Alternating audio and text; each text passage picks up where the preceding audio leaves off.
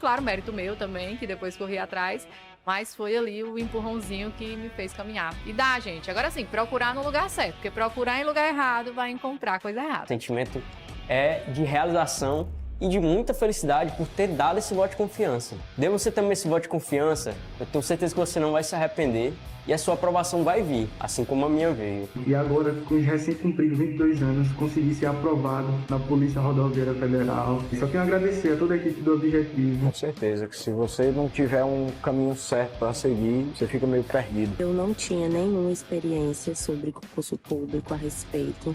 Eu não sabia realmente, assim, de basicamente nada. E o Objetivo me deu esse direcionamento. O senhor me apresentou o guia de consulta rápida, que, cara, aquilo foi genial. Hoje em dia eu só estudo com guia de consulta rápida. Comecei do zero, pô. Eu comecei a estudar português sem saber o que era um verbo, não sabia o que era pronome, não sabia o que era preposição, não sabia nada disso. Hoje eu sei as preposições decoradas, pô.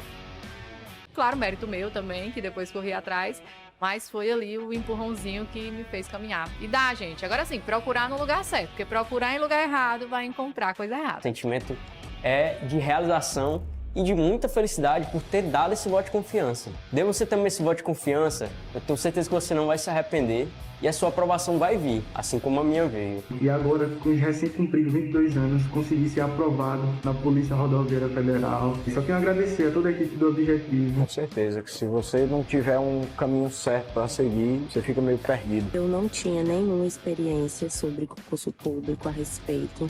Eu não sabia realmente, assim, de basicamente nada. E o Objetivo me deu esse direcionamento. O senhor me apresentou o guia de consulta rápida, que, cara, aquilo foi genial. Hoje em dia eu só estudo com guia de consulta rápida. Comecei do zero, pô. Eu comecei a estudar português sem saber o que era um verbo, não sabia o que era pronome, não sabia o que era preposição, não sabia nada disso. Hoje eu sei as preposições decoradas, pô.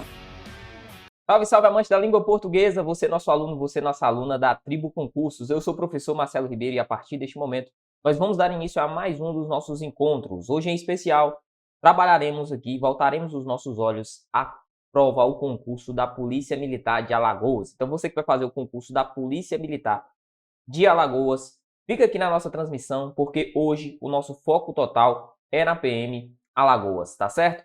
Banca do nosso último concurso, banca CESP, modalidade certo e errado. É com base na última prova, é com base no último concurso que nós vamos aqui também trabalhar as questões que eu trouxe para você. Tranquilo? Espero que você esteja bem, espero que a sua vida e na sua vida tudo esteja da melhor forma possível, que sua família esteja bem e que você venha junto comigo neste momento, neste nosso dia, trabalhar um pouquinho da parte de língua portuguesa do seu edital. Tudo tranquilo? Tudo suave? Bom, ó, você que está se preparando para a PM Alagoas e ainda não possui o material de base para este edital, saiba que você está perdendo tempo.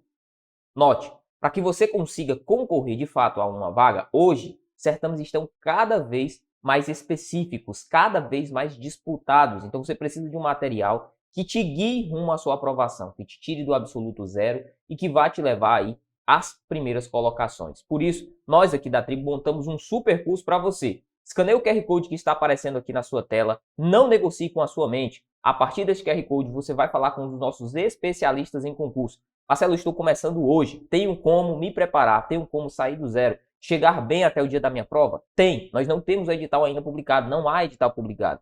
Então, parta desse princípio, comece agora, não negocie com a sua mente, o QR Code está do lado. Marcelo, eu já estou evoluído, eu sou um concurseiro que já fiz diversas provas, ainda não consegui passar, infelizmente, mas estou com um direcionamento, quero guiar o meu estudo agora para um aprofundamento. O que é que eu faço? Fala também com um dos nossos especialistas, eu tenho certeza que eles irão te direcionar qual que é o caminho, irão indicar qual que é o trajeto aqui que você vai seguir a partir deste momento, tanto para quem inicia do zero, como para quem já tem uma base, aquele aluno que já está mais à frente no seu estudo, tudo bem? Bom, Marcelo, aqui eu vou ter acesso no curso voltado para a PM Alagoas. Qual que é ali a perspectiva do que eu vou ter acesso? Bom, nossas aulas ao vivo, tais quais esta que está aqui para ti. Aulas gravadas também serão dispostas na nossa plataforma, ao vivo e gravadas. Aulas em PDF, material direcionado, guias de consulta rápida, flashcards, material de revisão, revisão pré-prova. A tudo isso você tem acesso no nosso curso 100% direcionado para a PM de Alagoas. Então, não negocie com a sua mente. O seu momento é este, o seu dia é hoje. escaneia o QR Code, vem fazer parte da Tribo Concursos você também, tudo bem? Ok, dito isso, ó, você que é nosso aluno do YouTube, está nos acompanhando por cá pelo YouTube, conhece o nosso time, já sabe, deixou o like, compartilhou, abaixo ao término, vai deixar também o seu comentário. Você que não é, considere deixar o seu like, considere deixar o seu comentário e compartilhar, caso esta aula traga, e tenho certeza, trará pontos importantes aí para sua preparação. Tudo bem? Vamos lá, show de bola, pau na máquina, vamos dar início aqui à nossa resolução de questões. Vamos aqui, ó. Bom, eu trouxe o texto da nossa última prova, certo? E como eu disse para você, nós vamos trabalhar com base no último edital, Banca CESP-Sebrasp, certo e errado, foi o que nós tivemos. Então, vamos lá, cadê o meu marca-texto? Deixa eu só encontrá-lo. Ok, tá aqui. Vamos devagarinho. Ó, o nosso texto, aqui é o código do texto, e ele nos diz, as mãos que criam o quê? É uma indagação. Pergunta. Vamos lá. A ancestralidade de Dona Irineia mostra-se presente em suas peças feitas com barro vermelho de sua região. São cabeças, figuras humanas, entre outras esculturas que narram, por meio da forma moldada no barro, episódios históricos, lutas, conquistas vividos pelos moradores de sua comunidade do Quilombo de Palmares.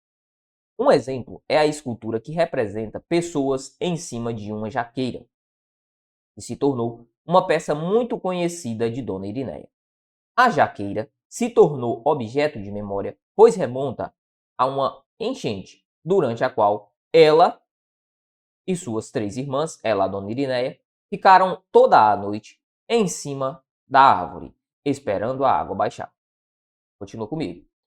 O manejo da matéria-prima, ou seja, do barro, é feito com a retirada do barro, que depois é pisoteado, amassado e moldado. As peças são então queimadas e ganham uma coloração naturalmente avermelhada. Então, esta coloração ela é natural, certo? De forma natural, fica ali avermelhado o barro após todo esse processo. Pisar, amassar, moldar, depois colocar para queimar, né? Digamos assim. Ok, para assar.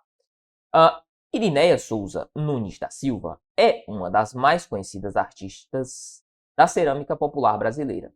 A história de Dona Irineia, mestra artesã do Patrimônio Vivo de Alagoas desde 2005, está entrelaçada com a história do povoado quilombola Muquem,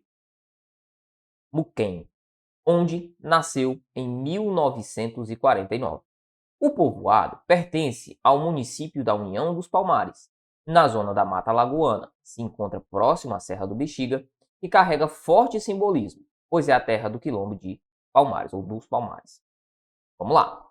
Por volta dos 20 anos, Dona Irineia começou a ajudar sua mãe no sustento da família, fazendo panelas de barro. Entretanto, o costume de fazer promessas aos santos de que se é devoto, quando se está passando por alguma provação ou doença, fez surgir para a artesã outras encomendas. Quando a graça é alcançada, costuma-se levar a parte do corpo curado, representado por uma peça de cerâmica, como agradecimento para o santo.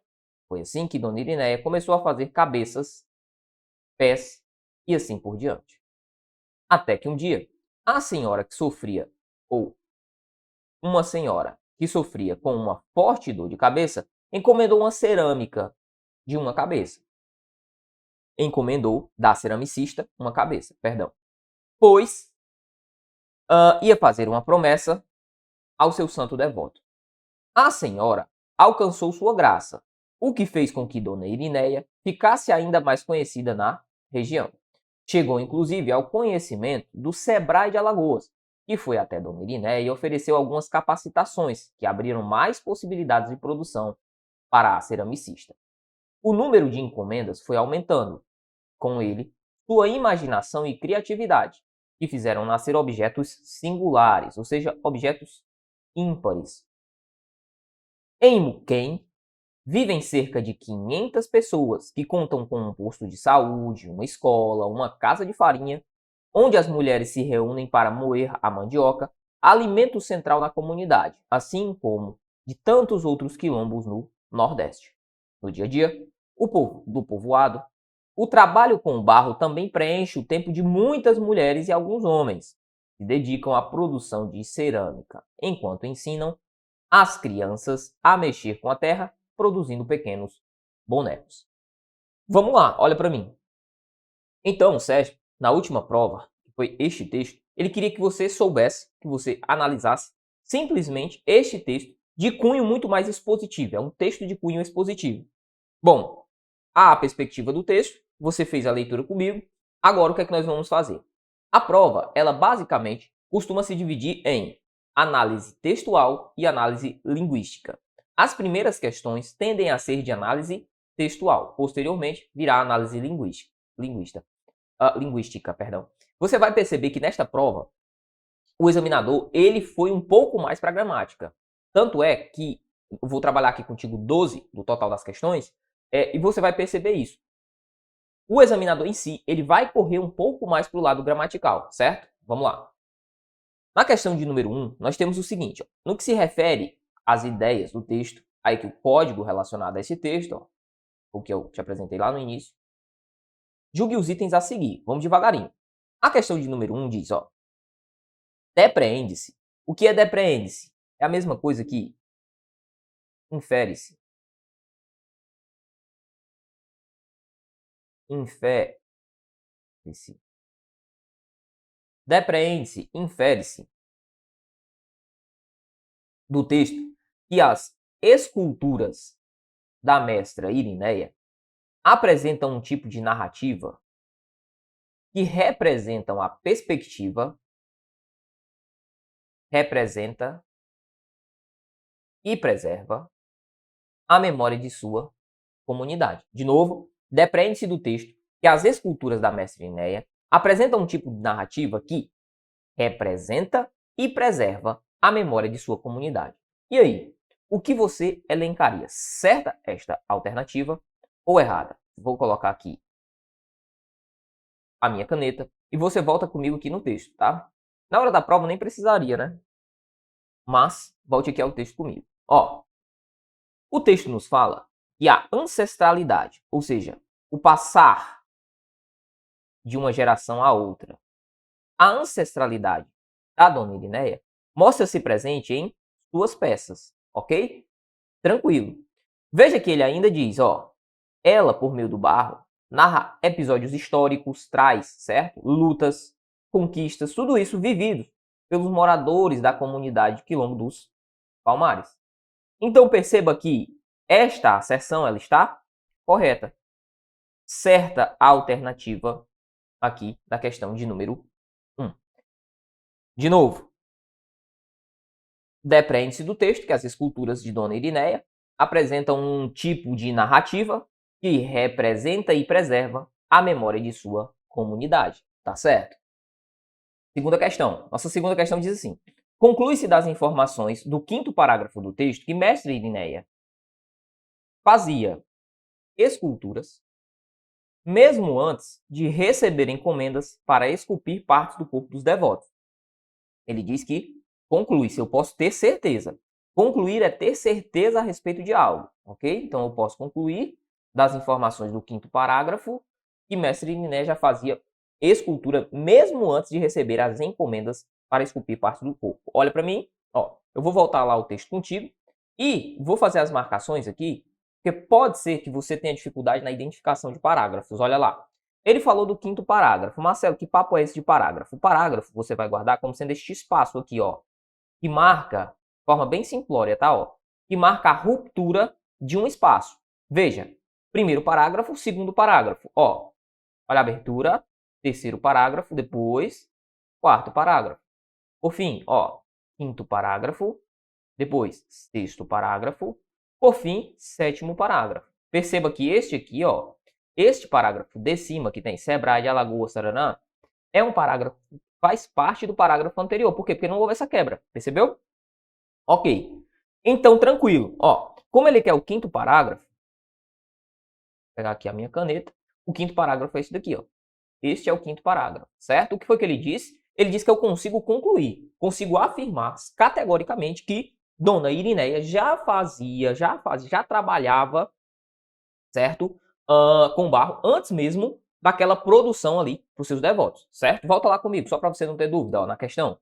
Conclui-se das informações do 5º parágrafo que Mestra Irineia fazia esculturas mesmo antes de receber encomendas para esculpir parte do corpo dos devotos. Ela fazia esculturas. Vamos lá. Ó, 5º parágrafo está aqui. Por volta de 20 anos, Dona Irineia começou a ajudar sua mãe no sustento da família fazendo panelas de barro. Certo. Temos aqui panelas de barro. Entretanto, o costume de fazer promessa aos santos de quem se é devoto, quando se está passando por alguma provação ou doença, fez surgir na artesã outras encomendas. Quando a graça é alcançada, costuma-se levar a parte do corpo curando representado. Ok. O que é importante? Entretanto, o costume de fazer promessas aos santos de quem se é devoto, quando se está passando por alguma provação ou doença, fez surgir a artesã algumas outras encomendas. Veja que o texto me diz que, antes mesmo, entretanto, o costume de fazer promessa fez surgir outras encomendas. Note que eu não posso concluir. Eu não consigo concluir. Na verdade, olha para mim. Esta questão ela foi anulada. Se você for o gabarito da questão, se você for a prova, você vai perceber que essa questão ela foi anulada. Por que ela foi anulada? Olha lá. Primeiramente, quando ele diz Dona Irineia começou a ajudar sua mãe no sustento da família fazendo panelas de barro, note, eu posso considerar panelas de barro como escultura? Sim ou não? Entende?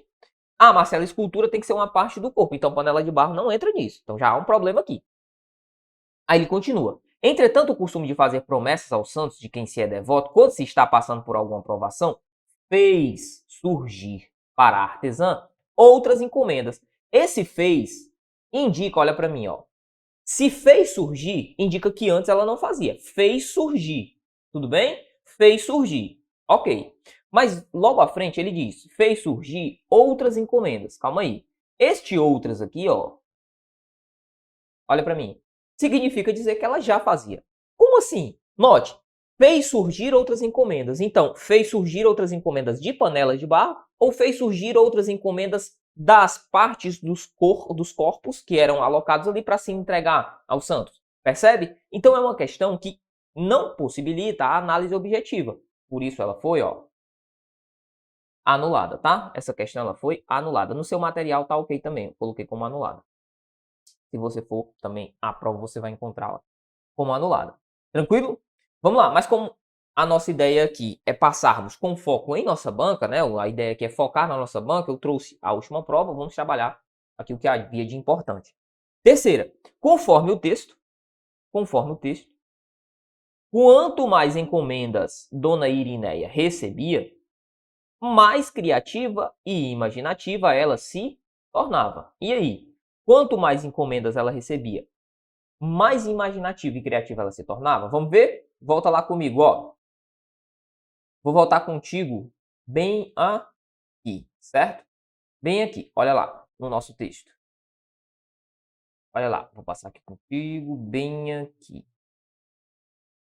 Pronto. Neste nosso, ele era o 5º, no nosso 6º parágrafo, certo? O que é que eu tenho no 6º parágrafo? O Sebrae de Alagoas foi até Dona Irineia e ofereceu algumas capacitações que abriram mais possibilidade de produção para a ceramicista.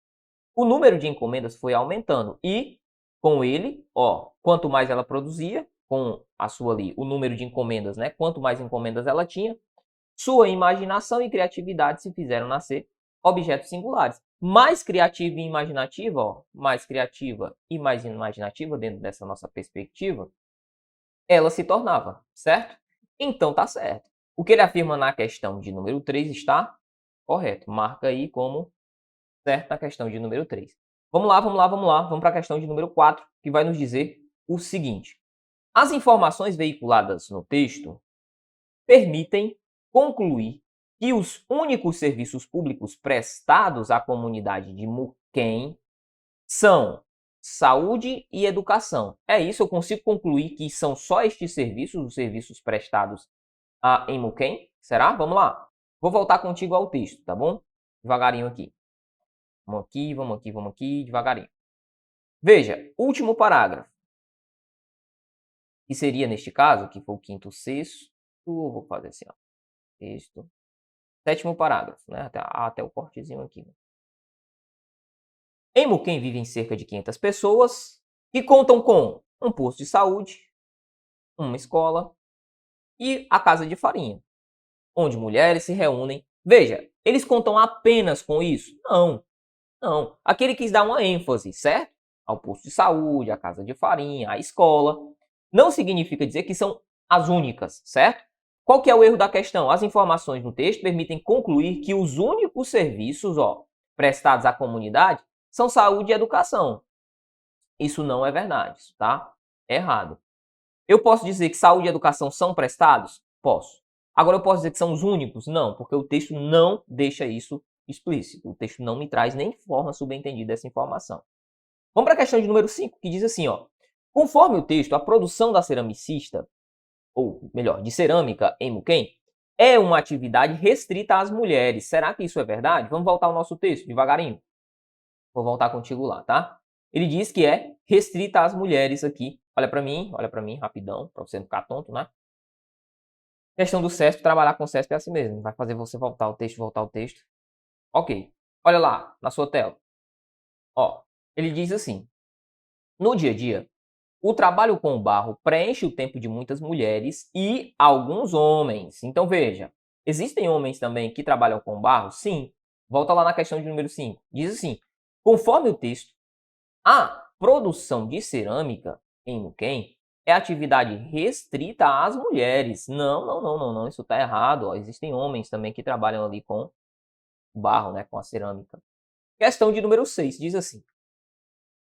O penúltimo parágrafo, nós já vimos que há 7 parágrafos, portanto, o 6º, penúltimo parágrafo do texto, informa que a senhora sofria com dor de cabeça, alcançou a graça esperada antes mesmo de Dona Irineia concluir a escultura que havia sido encomendada. É o que ele diz ali na questão de número 6. É o que ele nos afirma na questão de número 6. Vamos lá? Vamos lá então, vamos voltar essa passagem lá do nosso texto. Olha para mim, eu vou voltar aqui para lá, tá bom? Olha lá comigo, na tua tela. Ó. Diz assim, é o 6º parágrafo. Irmão, o seguinte. Cadê? Tá na caneta? Tá não, tá aqui, ó. Até que um dia, uma senhora que sofria com uma forte dor de cabeça, encomendou da ceramicista, ou seja, de Dona Irineia, uma cabeça, pois ia fazer uma promessa ao seu santo devoto. Ok, então a senhora ia fazer a promessa, certo? A senhora alcançou a sua graça, o que fez com que Dona Irineia ficasse ainda mais conhecida na região ali, né, na qual ela reside. Veja, o que é que ela está me dizendo? Ó? Até que um dia uma senhora que sofria com uma forte dor de cabeça encomendou da ceramicista uma cabeça, pois ia fazer uma promessa ao seu santo devoto. Ok. A senhora alcançou sua graça, o que fez com que Dona Irineia ficasse ainda mais conhecida. Olha para mim, ó. Vamos voltar para a questão? A questão de número 6 afirma, de novo, o penúltimo parágrafo, ou seja, o 6º, informa que a senhora que sofria com dor de cabeça alcançou a graça esperada, ó, antes mesmo de Dona Irineia concluir a escultura de cabeça que havia sido encomendada. Eu consigo afirmar isso categoricamente? Não. Por quê? Porque o texto, olha para mim, ó. O texto, deixa eu passar aqui. O texto só me afirma que ela alcançou a graça. Ela não me diz que isso ocorre antes de Dona Irineia ali ter concluído a escultura. Então volta lá, ó. A questão de número 6, ela é errada. Eu não consigo chegar a esta conclusão. Tudo bem? Então, 6ª questão, questãozinha errada, tal qual assim. 7ª questão, nós vamos ter o seguinte. Ó, agora sim, análise linguística. Com relação aos sentidos e aspectos linguísticos do texto, julgue os itens seguintes. O emprego das vírgulas logo depois dos trechos. Ó, por volta dos 20 anos, início do 5º parágrafo e até que um dia, início do 6º parágrafo, justifica-se com base na mesma regra de pontuação. Quais são os parágrafos? Ó, 5º parágrafo e 6º parágrafo. Tá tranquilo pra gente? Tá tranquilo. Por quê? Porque nós já fizemos a marcação, né, do 5º e do 6º.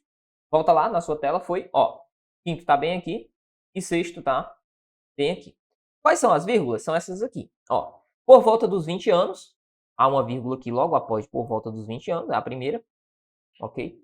O que essa vírgula faz? Ó? Por volta dos 20 anos é quando isso ocorre, percebe? Sim. Então aqui eu estou diante de um adjunto adverbial.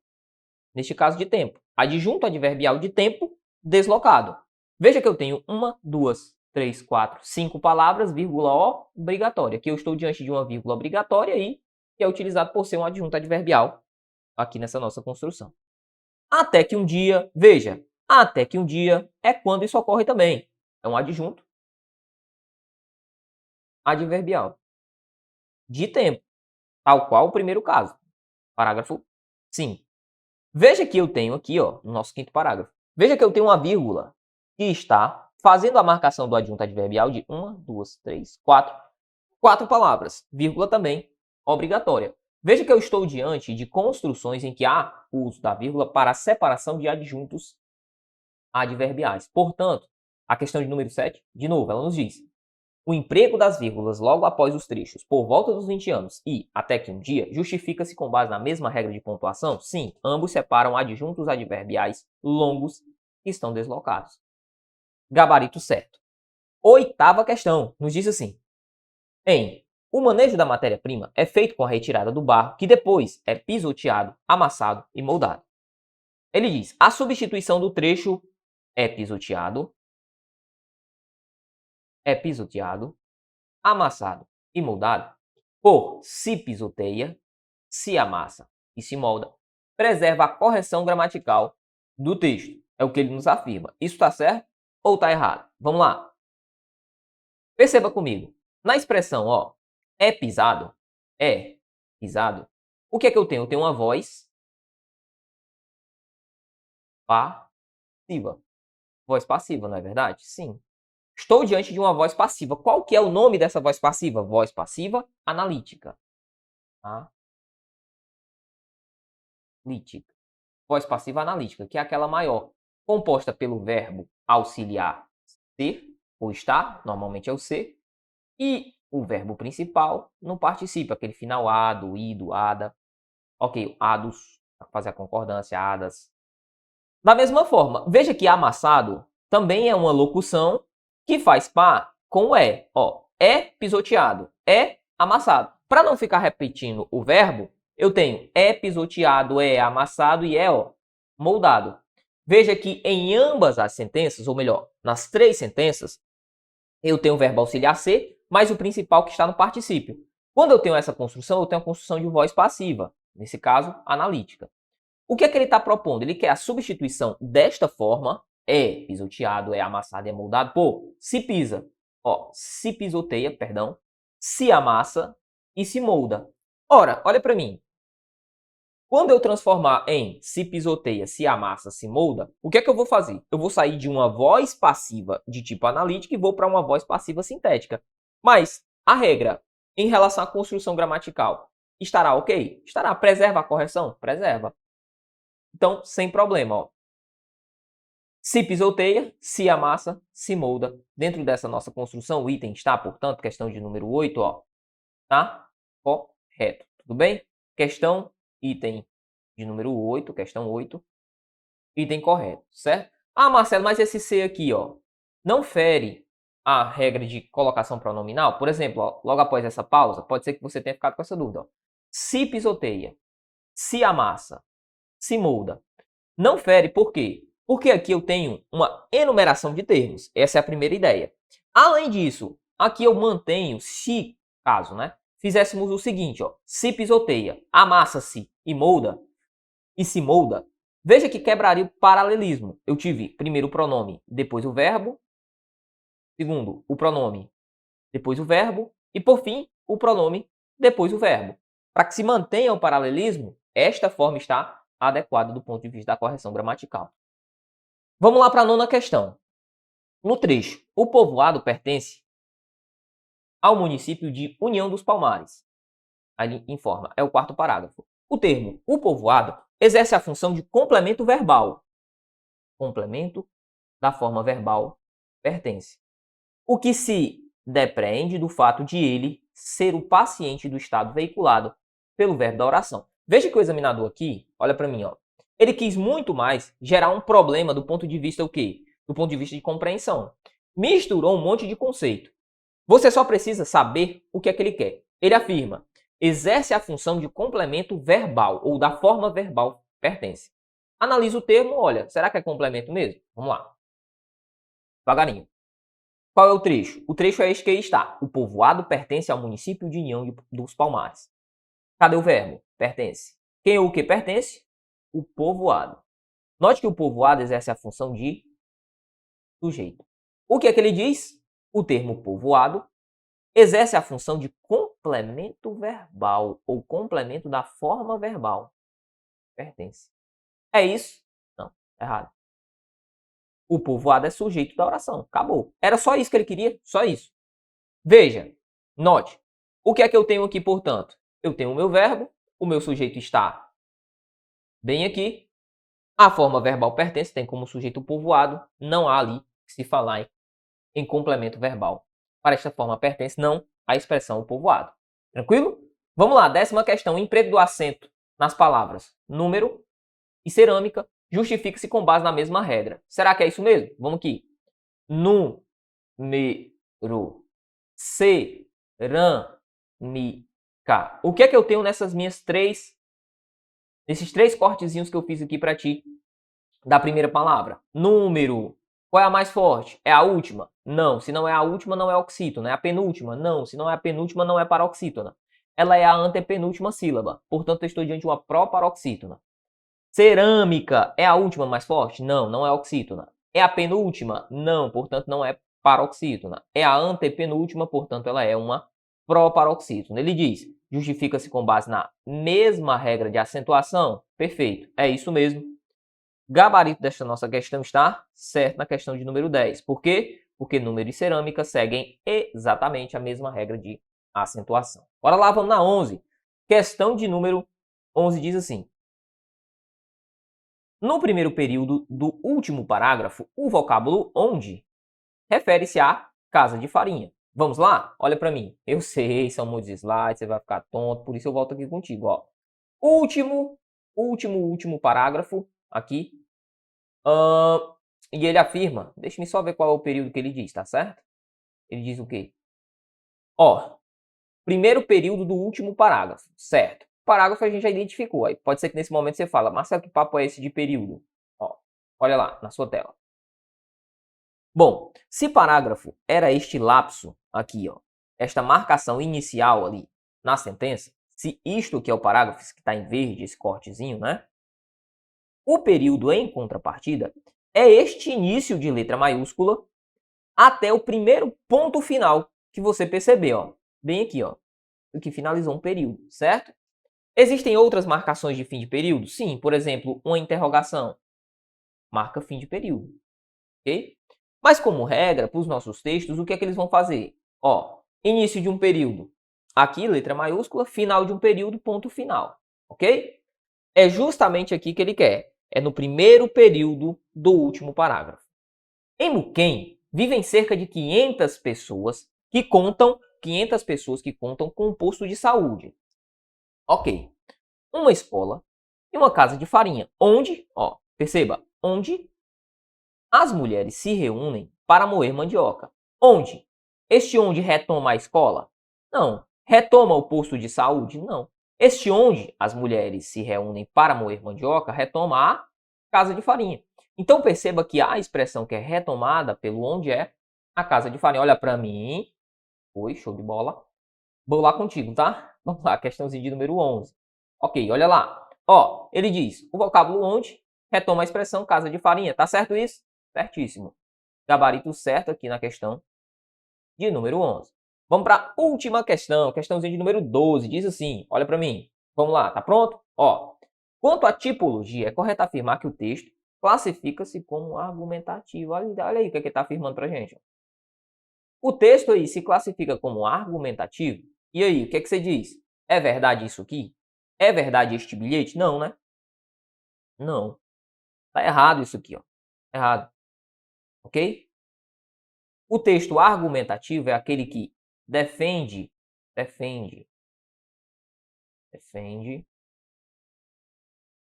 uma ideia. Ideia. Tem acento, tá? Defende uma ideia. Ok? O texto argumentativo defende uma ideia. Marcelo, e qual seria, olha para mim, e qual seria este tipo textual que ali está? O tipo textual, ele é expositivo. Então, olha lá comigo, ó. Sua tela. O que predomina aqui, ó, o que predomina neste nosso texto é a tipologia chamada de tipologia expositiva. Expositiva. O texto expõe quem é a dona Irineia, o que ela faz, qual a importância da produção da dona Irineia ali para a sua comunidade, percebe? Então, o que é que eu tenho? Tenho um texto de cunho expositivo. Volta lá, ó, para mim, na verdade, e aí eu passo, vou lá na questão de número 12.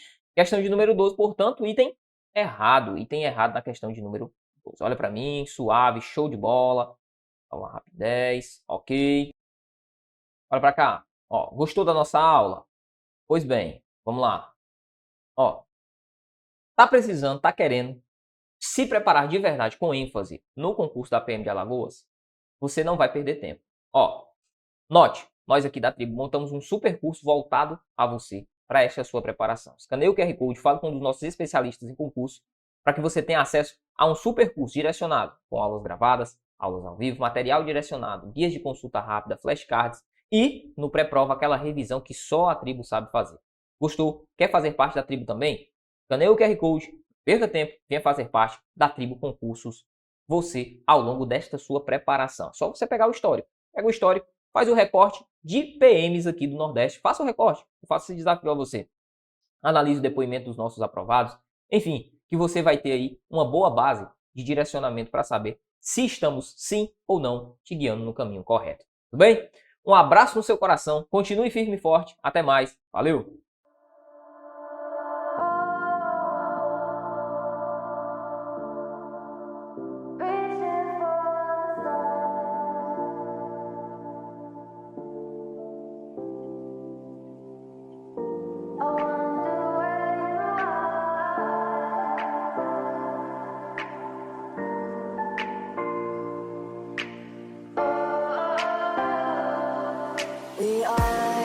We are dreaming in the dark. We are nothing more than dust. Search but you stay lost. We are reaching for the stars, but we're making this too hard. And I wonder where you are. Mysterious, that's the part you always show.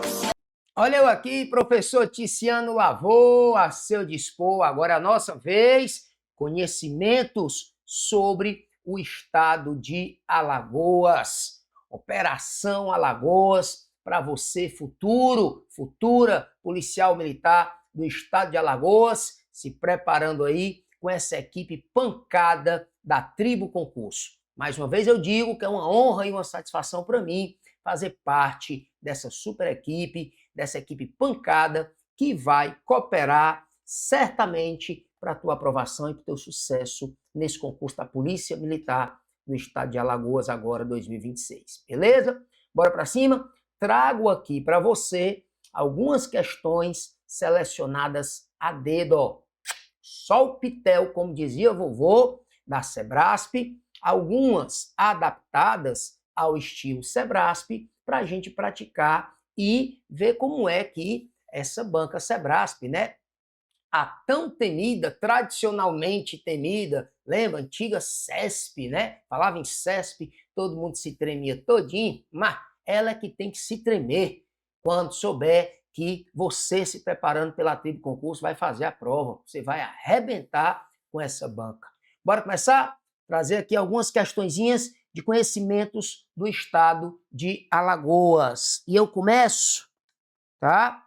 Por essa questãozinha que diz o seguinte, lê aí comigo. Vou aumentar aqui para você ver direitinho. Primeiro, considerando o mapa precedente, na realidade, né? O mapa tem que vir antes, precedente tem que vir antes. Só que eu dei uma ajustadinha para caber na tela, né? Para caber no slide. Então, considerando o mapa que está aí do seu ladinho, tá? Que se refere a distribuição das capitanias hereditárias no Brasil durante o período colonial, julgue o seguinte item. Primeiro você lembra o seguinte: quando Portugal resolveu colonizar o Brasil, ele decidiu fazer isso aí que você está vendo nesse mapa. Ó. Ele pegou o território brasileiro, a sua colônia, e resolveu dividir, né, em 15 lotes de terra. Não foi assim? Isso, essa ideia, né, de implantar as capitanias hereditárias no Brasil, ela se dá ali por volta de 1534. Agora não era novidade não, né? Para falar a verdade, Portugal já havia implantado esse mesmo sistema em outras colônias suas espalhadas aí por outros cantos do mundo, tá? Não seria novidade. Inclusive, né, a experiência que Portugal tinha nesse sistema foi um dos motivos que fez com que Portugal resolvesse implantar esse sistema de capitanias hereditárias aqui. Agora perceba uma coisa, as capitanias hereditárias que estão aí representadas, né, cada uma por uma cor, né, tá vendo aí tudo coloridinho? Perceba que nós não temos uma capitania hereditária chamada Alagoas. Não temos. Olha que coisa curiosa, ó. Bem aqui você encontra o que hoje, ó, eu vou fazer o contorno, ó, do que hoje é o estado de Alagoas. Mas perceba que quando eu olho para as capitanias, aí eu percebo que o território que hoje é o estado de Alagoas, na realidade, ó, estava, ó, inserido na capitania de Pernambuco, né? Ó, olha aqui, ó, a capitania de Pernambuco, ó, é essa que eu contornei agora de vermelho e que está pintadinha de azulzinho claro aí, tá? Então, a primeira informação, quando foi implementado aqui o sistema de capitanias hereditárias, não existia uma capitania de Alagoas, não. O território pertencia à capitania de Pernambuco. Não esqueça disso. Eis que exatamente no dia 16 de setembro de 1817, a coroa portuguesa resolveu desmembrar esse território da capitania de Pernambuco. E aí sim resolveu elevar esse território a uma capitania autônoma. Uma nova capitania vai nascer ali, autônoma, que é Alagoas. Para falar a verdade, né? Vou contar um segredo aqui que fique só entre nós, não conte isso para ninguém não, tá? Portugal, que na época era o dono do Brasil, como assim, eu sou o dono do Brasil? Oxe, de 1500 a 1822, o Brasil não é colônia de Portugal? É a mesma coisa de dizer que Portugal mandou na gente. É a mesma coisa de dizer que o Brasil teve um dono. E para falar a verdade, em 1817, Pernambuco aprontou, como dizia a vovó, uma presepada com Portugal. Em Pernambuco rolou uma tal de Revolução Pernambucana, onde aí não nos interessa aqui não, pelo menos não nesse momento. Isso é uma coisa mais ligada à história de Pernambuco, mas a Revolução Pernambucana foi um movimento onde as elites de Pernambuco bateram de frente com a autoridade portuguesa. Bateram de frente em 1817 com Dom João VI, que na época era, né, o rei de Portugal e inclusive morava aqui. Desde 1808, né, que tinha acontecido aquele fato da vinda da família real portuguesa para o Brasil. E aí houve um arranca-rabo entre Pernambuco e a autoridade portuguesa de Dom João VI, chamada Revolução Pernambucana. E dizem as más línguas, e é verdade, que Portugal, numa tentativa de punir Pernambuco e de enfraquecer a capitania de Pernambuco, deu uma desmembrada no território de Pernambuco. Aí pega esse território e cria, em 16 de setembro de 1817, uma nova capitania, Alagoas. Aí vamos ver o que é que diz a afirmativa, né? O item. Sebrasp com essa sua mania de cobrar questões certo ou errado. Se bem que existem provas da Sebrasp, né, que não é no estilo certo ou errado, né?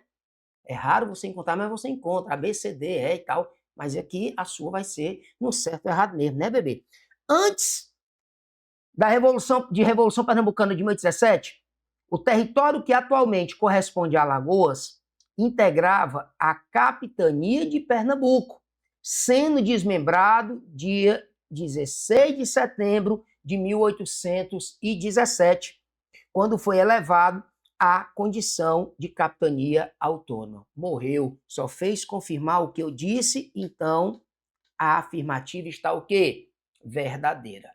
Bate aquele printzinho, quem conhece o Lavô sabe, Lavô gosta que tu bata um printzinho da tela, para quando tu for pro banheiro obrar, tu leve e fica olhando os printzinhos, essas informaçõezinhas vão ali grudando na parede do teu cérebro e no dia da tua prova vão aparecer, tá? Vão, ó, piscar-se na tua memória, beleza? Bora pra próxima? Bora pra próxima. Bem ligeirinho, igual o coice de bacurim, como dizia a vovó.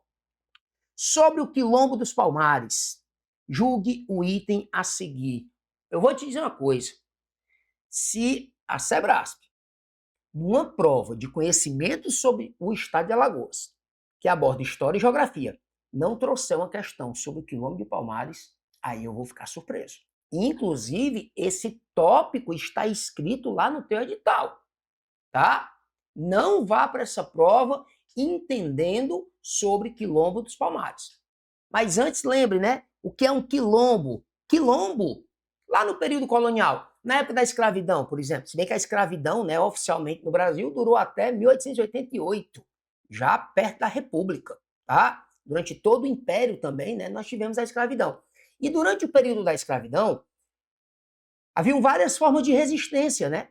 Os escravos, os negros escravizados, eles, de maneira alguma, claro, absurdamente pensar que eles vão aceitar a escravidão de forma passiva. Quem é que aceitaria? Então, nós temos várias formas de resistência.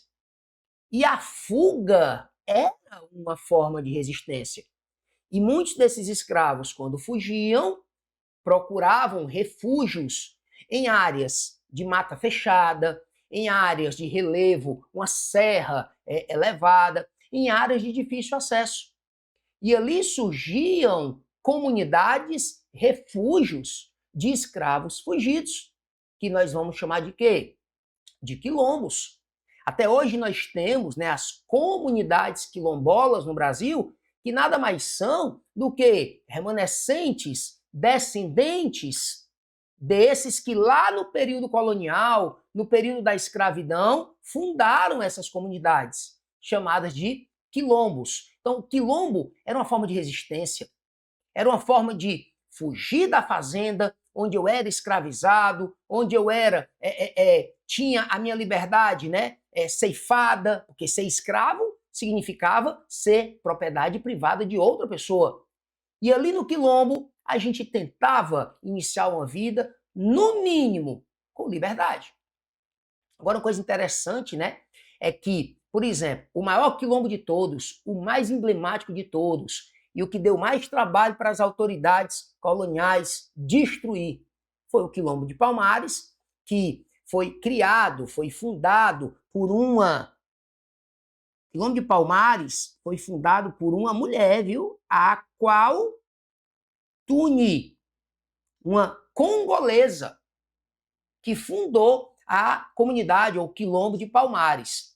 Depois, o Quilombo de Palmares vai ser comandado, liderado pelo filho dela, um cara chamado Ganga Zumba. Ganga Zumba é considerado o primeiro rei de Palmares. Rei? Bebê. O Quilombo de Palmares, ele era uma espécie de estado paralelo dentro do território brasileiro. Existia toda uma organização, existia uma hierarquia, existia uma relação para com o Ganga Zumba de governança. Não que ele mandava, não que ele era o dono daquelas pessoas, porque aí seria escravidão, mas ele era o chefe, o governante ele ditava regras. Existia, sim, uma estrutura hierárquica dentro do Quilombo de Palmares, onde, inclusive, as tarefas eram distribuídas. Quem ia trabalhar na agricultura, quem ia trabalhar com artesanato. Não era um negócio desorganizado, não era algo, como dizia a vovó, na doida, não. Como dizia a vovó, na tora, não. Tinha toda uma organização, tinha toda uma estrutura que se assemelhava a um Estado. E o Ganga Zumba foi o primeiro rei, ele era visto como rei. Mas você sabe que o grande, o mais emblemático de todos os líderes de Palmares foi o que veio depois dele, né? O famoso Zumbi dos Palmares, ou de Palmares, que era sobrinho dele, tá? Sobre o Quilombo de Palmares, julgue o item a seguir. A destruição do Quilombo dos Palmares se deu no século XIX, após os ataques empreendidos pelas forças comandadas pelo bandeirante paulista Domingos Jorge Velho. Detalhe, o Quilombo de Palmares, boa parte das fontes afirmam que ele teria sido fundado pela Aqualtune por volta de 1590, tá? E a destruição de Palmares, 1695. Uma expedição bandeirante. Os bandeirantes eram expedições, né? As bandeiras que saíam lá de São Vicente, que hoje corresponde a São Paulo, penetravam o interior da colônia, o interior do Brasil, em busca de metais preciosos, em busca de capturar índios e em busca de escravos fugidos e destruir quilombos. Algumas bandeiras, inclusive, a gente chamava de bandeiras de contrato, ou sertanismo de contrato, que era quando fazendeiros que tinham escravos que fugiam contratavam essas expedições bandeirantes para capturar o seu escravo que tinha fugido. E aí, no meio do caminho, eles destruíam os quilombos, atacavam os quilombos. E esse cara aqui, Domingos Jorge Velho, é considerado na história do Brasil e de Alagoas o bandeirante que liderou, né, uma grande bandeira que simplesmente destruiu o Quilombo de Palmares. E isso se dá em 1695. E aí está o erro do item. Ele fala aqui no século XIX, ó, só por uma questão cronológica, ó, só por uma questão de recorte temporal, o item está errado. Tá tudo certo aí, mas quando ele fala aqui no século XIX, está errado. A destruição de Palmares se dá em 1695. Inclusive, dia 20 de novembro de 1695, se dá, ó, a morte de Zumbi dos Palmares. A morte de Zumbi, que inclusive é esse dia 20 de novembro, que hoje nós celebramos no Brasil o Dia da Consciência Negra, que é uma alusão, né, à morte de Zumbi dos Palmares. Show de bola? Show de bola. Não esqueça também, tá? Não esqueça também que em um quilombo nós não tínhamos apenas escravos ou negros fugidos. Muitos quilombos também aceitavam, recebiam outras, como é que eu vou dizer aqui? Entre aspas, só você entender, tá? Outros tipos de pessoas que não apenas escravos, negros fugidos. Tinha também indígenas, tinha pobres que procuravam uma vida ali melhor num quilombo, tinha vaqueiros que muitas vezes abandonavam fazendas de gado no interior, mas a maioria, claro, eram refúgios de escravos fugidos, ok? Então a resposta, o item está errado, porque diz que foi destruído no século XIX. Então, bora para cima, bate o teu printzinho aí e já dá uma olhadinha na questão de número 3. Você dá uma olhada no mapa, tá? E essa questão 3, é uma questão da Sebrasp, tá?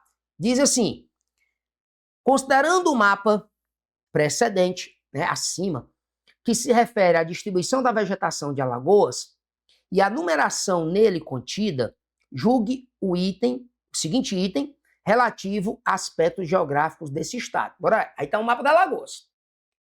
Antes da gente ir para a afirmativa, eu queria te mostrar outro mapa. Olha aí. A propósito, né, nós temos 2 mapas. O que está à tua esquerda mostra, né, o mapa com os 9 estados do Nordeste, tá? Inclusive, é bom tu ver aí, né, ó, com quem Alagoas faz divisa, né? Guarda isso, né? Alagoas faz divisa com Pernambuco? Faz. Alagoas faz divisa com Sergipe? Faz. E Alagoas faz uma divisazinha com a Bahia. Perceba, tá? Só que à sua direita, o mapa que está à direita da sua tela, é o mapa do Nordeste, mostrando as 4 sub-regiões do Nordeste. Exatamente. O Nordeste, ele é subdividido em 4 regiões. Aí você vê Zona da Mata, essa que está pintadinha de verde, quer que aumente? Tá aí, ó. Zona da Mata, essa que está pintadinha de verde. Agreste, essa que está pintadinha de branco. Sertão e Meio Norte.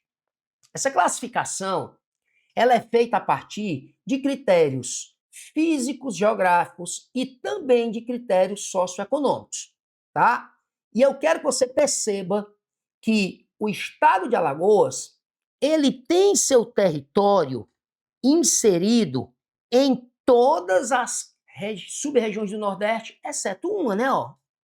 Meio Norte. Bora aqui, contornar Alagoas aqui, ó.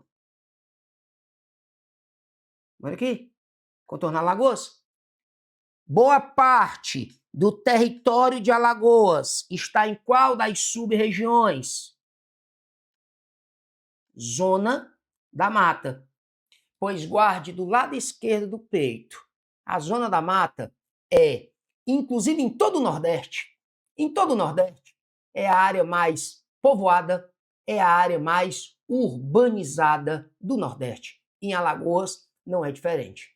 Outra coisa, Alagoas é considerado hoje o maior produtor de cana-de-açúcar do Nordeste.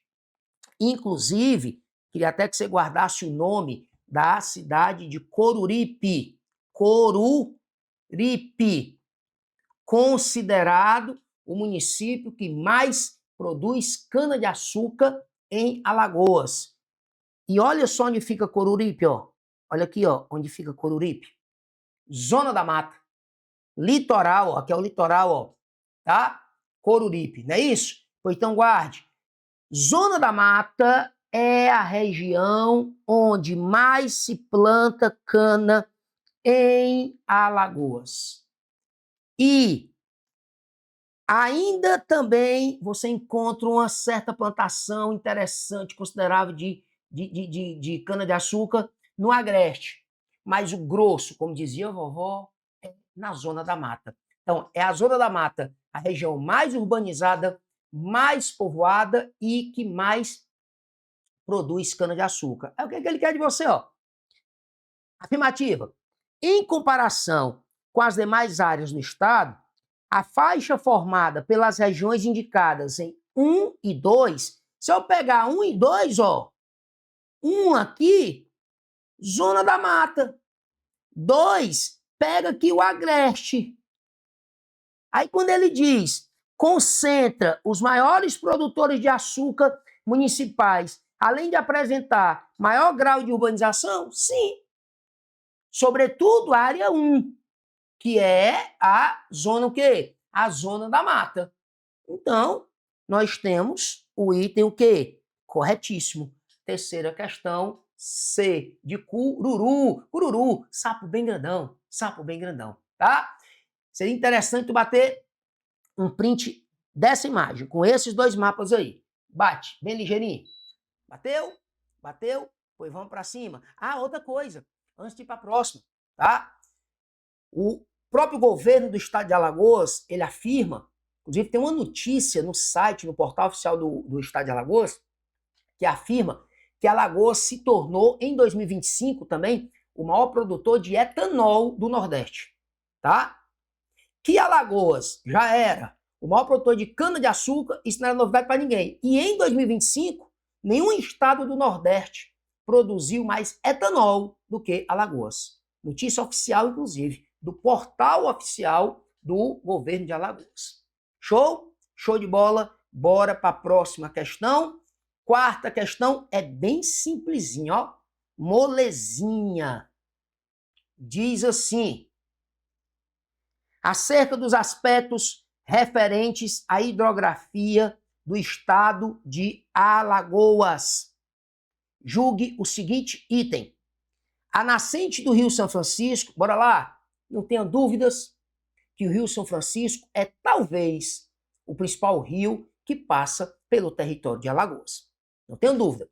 Inclusive, né, o Rio São Francisco, ele é o rio principal que dá nome a uma das 12 principais bacias hidrográficas do Brasil.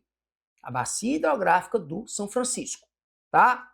Só que o Rio São Francisco, ele não nasce em Alagoas.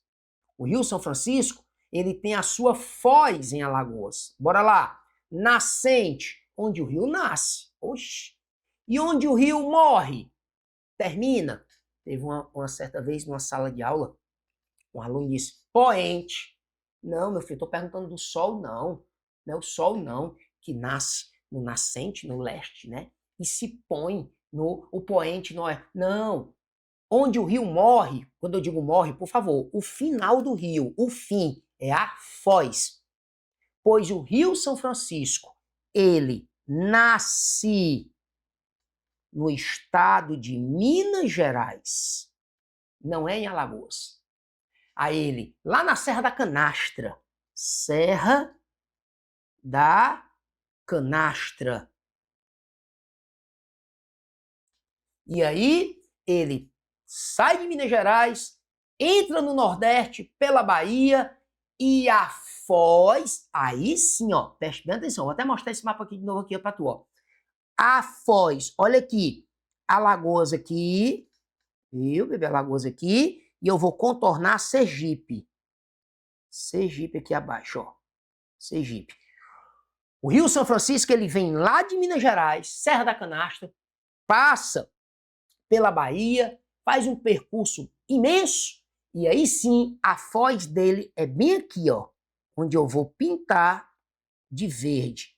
Entre Alagoas e Sergipe, a foz. Entre Alagoas e Sergipe. Detalhe, a cidade em Alagoas, onde fica a foz do Rio São Francisco, é bom tu guardar, né? Piaçabuçu. E do outro lado do rio, nós temos uma cidade sergipana chamada Brejo Grande. Brejo Grande. Aí o Rio São Francisco, e eu estou no meio, olha. E o Rio São Francisco, ele passa mesmo no meio, como dizia a vovó, mesmo no meio dessas duas cidades, e bem aqui se encontra, ó, com o Oceano Atlântico. Se encontra com o mar. Tá? Aí a afirmativa diz o quê, hein?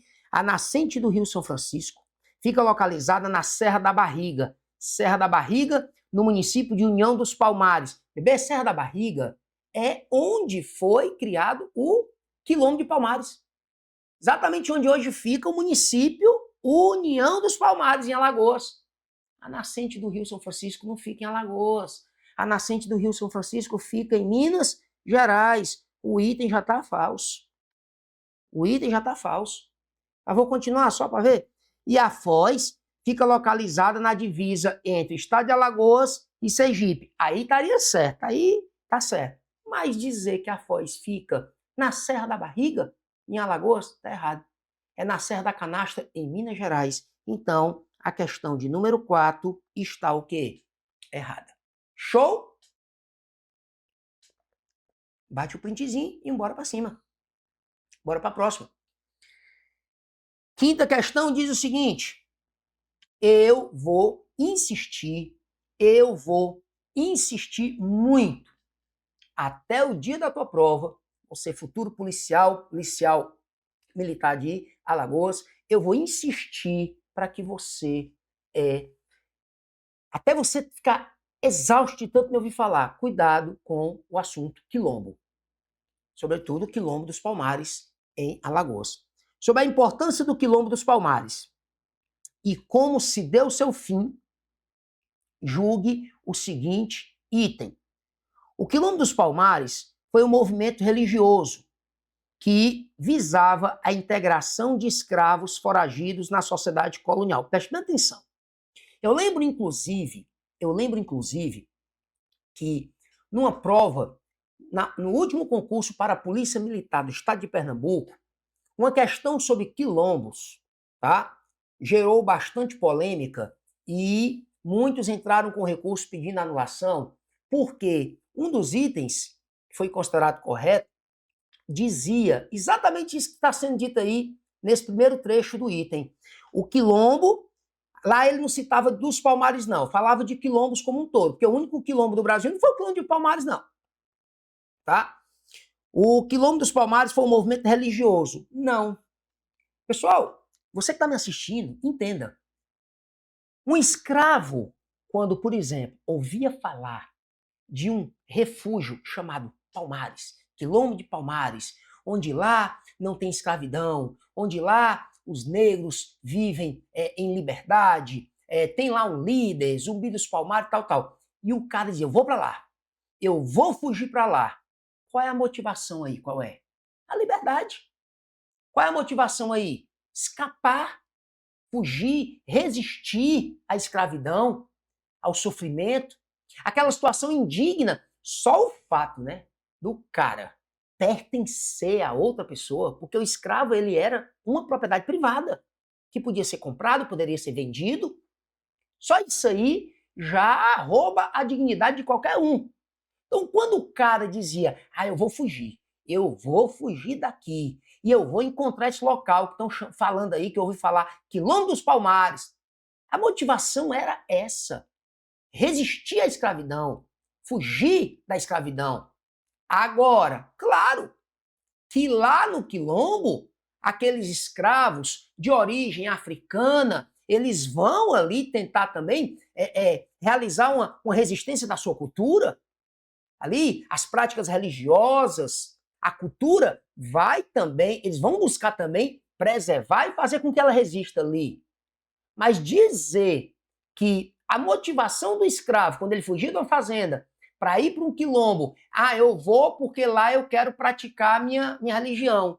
Eu vou porque lá eu quero, eu fiquei sabendo que lá é um local, um movimento religioso. De maneira alguma. Não era. Não era. Você não pode confundir, por exemplo, um quilombo, como foi, por exemplo, a comunidade messiânica de Canudos, na Bahia, lá no início da República Velha. De maneira alguma. Quando a gente fala de Canudos, liderado pelo Antônio Conselheiro, né, natural de Quixeramobim, aí tudo bem. A gente pode dizer um movimento de caráter messiânico que, além da miséria, da fome, das péssimas condições que os sertanejos viviam, que faziam com que eles fossem procurar viver em Canudos, fosse uma motivação, tinha também a motivação messiânica, religiosa. Mas o quilombo não. Então, quando ele diz o Quilombo dos Palmares foi um movimento religioso que visava a integração de escravos foragidos na sociedade colonial, aqui ele já errou. O quilombo, independente de ser dos Palmares, é, antes de mais nada, uma forma de resistir à escravidão. E quer saber? Precisava nem dessa rodeio toda, ó, quando ele diz aqui, resultando em um fim pacífico. Acabamos de ver que o Quilombo de Palmares, ou dos Palmares, tanto faz, foi destruído em 1695, de forma extremamente violenta, por uma bandeira, um grupo de bandeirantes, liderado lá pelo Domingos Jorge Velho. Tá? Então, a afirmativa também está errada. Show de bola? Show de bola. Bora para cima da questão 6. Oxi, a 6, eu quero só o gabarito. Mamão com açúcar. Claro que numa mesma prova não viria, né, meu filho? A questão 6 e a questão, qual foi a que eu fiz? que eu te mostrei aí, ó, não viria a mesma questão, essas duas questões na mesma prova, né? Porque a 6, ela tá dada, ó. A região nordeste do Brasil é dividida em 4 sub-regiões. Bora lá. Zona da Mata, Agreste, Sertão e Meio Norte. Lembra mais? Não? Menino, eu falei, não tem 2 dias? Então, nesse instante, olha. Aqui, ó. Zona da Mata, Agreste, Sertão e Meio Norte. Olha que questão dada. Se bem que ficou dada depois que eu te mostrei o mapa, né? Das sub-regiões do Nordeste, né? Baseadas em características físicas, como clima, vegetação, mas também sociais e econômicas.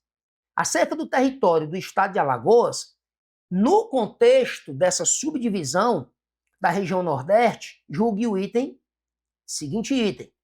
O território do estado de Alagoas encontra-se distribuído por todas as sub-regiões do Nordeste brasileiro.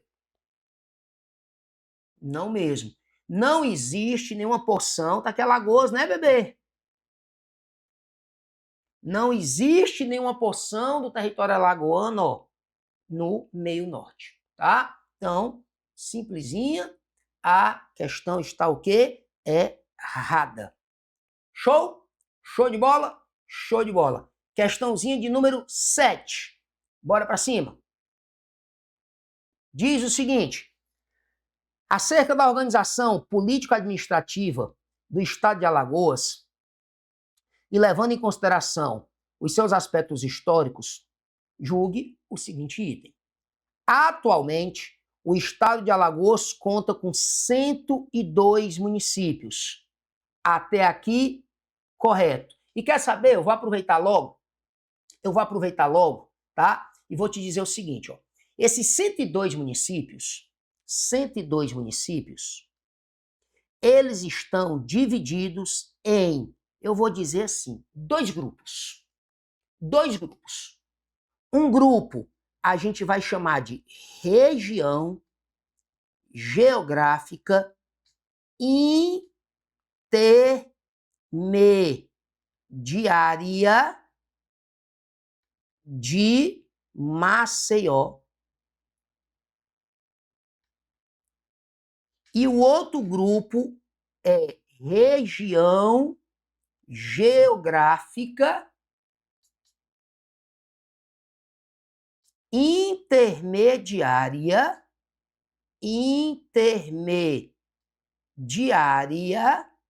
de Arapiraca. Arapiraca. Guarde isso do lado esquerdo do seu peito. Isso é uma classificação que passou a ser adotada pelo IBGE a partir de 2017. Aí vamos lá. São 102 municípios, né? Esse primeiro aqui, esse primeiro grupo, região geográfica intermediária de Maceió, nós temos 52 municípios. E o outro grupo, região geográfica intermediária de Arapiraca, nós temos 50 municípios. Detalhe, cada um desses 2 grupos se subdividem. Esse primeiro grupo, que está à esquerda da sua tela, região geográfica intermediária de Maceió, ele se divide em 6 subgrupos. 6 subgrupos. 1, 2, 3, 4, 5, 6. Que são chamadas de regiões geográficas imediatas. Cada uma tem um número X de municípios. E esse aqui também. Só que esse aqui se divide só em 5. 5 regiões geográficas imediatas. Então, as regiões geográficas imediatas estão dentro da região geográfica intermediária. Aqui eu tenho 6 regiões geográficas imediatas que pertencem à região geográfica intermediária de Maceió, e aqui eu tenho 5 regiões geográficas imediatas imediatas que pertencem à região geográfica intermediária de Arapiraca. Guarde isso, por favor, tá? Mas vamos voltar para o item. Atualmente, o estado de Alagoas conta com 102 municípios, tendo a sede do governo sendo transferida em 9 de dezembro de 1839 para a cidade de Maceió. Cuidado, viu? Muitos acham que Maceió sempre foi a capital de Alagoas. Nananina. A primeira capital de Alagoas foi Marechal Deodoro. Marechal Deodoro, ela foi capital de Alagoas de 1817, naquele momento em que, né, foi criada a capitania de Alagoas, desmembrada do território de Pernambuco, que eu falei agora há pouco, até 1839. Tá? Lembrando também que Marechal Deodoro, né, primeiramente se chamava Vila Madalena. Depois de Vila Madalena, passou a se chamar Cidade de Alagoas. Depois passou a se chamar só Deodoro, para depois se chamar Marechal Deodoro. Foi a primeira capital de Alagoas entre 1817 e 1839. E, de fato, no dia 9 de dezembro de 1839, a capital foi transferida para Maceió. E o motivo, aí a gente fala em outras oportunidades. Vamos resolver a questão. O item 7 está o quê? Corretíssimo. Show de bola? Show de bola. Bate um printzinho aí, vai. E, pra gente encerrar, a saideira, ou como dizia vovó, a derradeira. Eu quero só o gabarito. Olha aí, ó, a resposta da questão bem aqui. Os 102 municípios de Alagoas estão divididos em dois grupos, em duas regiões geográficas intermediárias. A região geográfica intermediária de Maceió, está aí à esquerda da sua tela, a região geográfica intermediária de Arapiraca. Olha a questão. Regiões geográficas intermediárias e regiões geográficas imediatas são divisões territoriais instituídas pelo IBGE em 2017, eu disse, para atualizar a compreensão da rede urbana brasileira. Essa divisão ela não acontece só em Alagoas, todos os estados são divididos assim, a partir de 2017, pelo IBGE. Tá? Agora, claro, a quantidade de regiões geográficas intermediárias e de regiões geográficas imediatas varia de estado para estado, tá? Elas substituíram respectivamente, as antigas mesorregiões e microrregiões. O que é que ele está querendo dizer aqui? Antes de 2017, o que a gente chama hoje de regiões geográficas intermediárias eram chamadas de mesorregiões.